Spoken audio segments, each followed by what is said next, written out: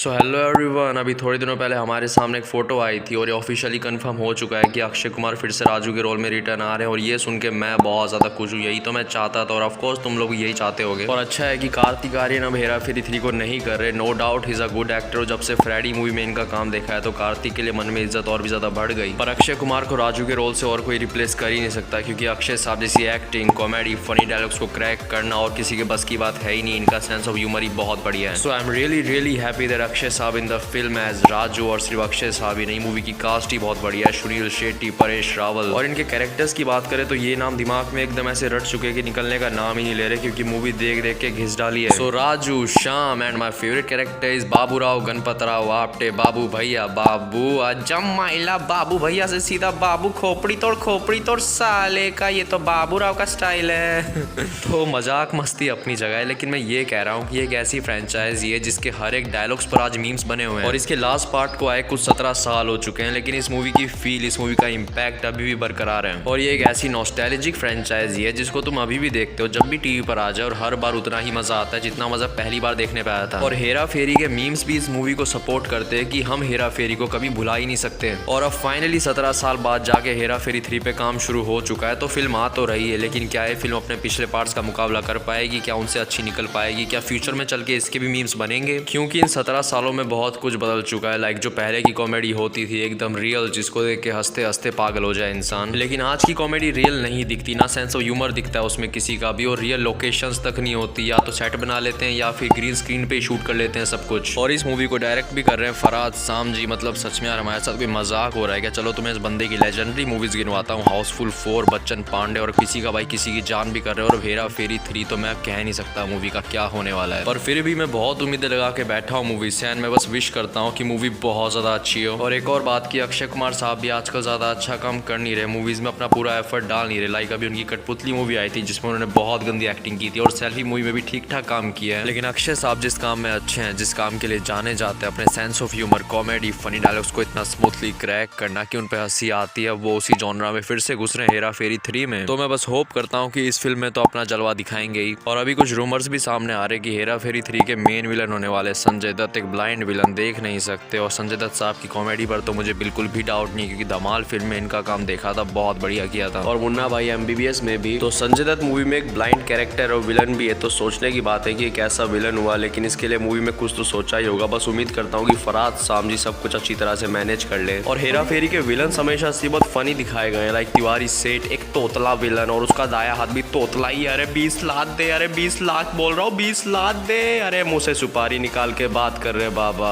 अरे 20 लाख बोल रहा हूँ, 20 लाख दे, 20 लाख तुप साले तुप, वरना तोप से उड़ा दूंगा।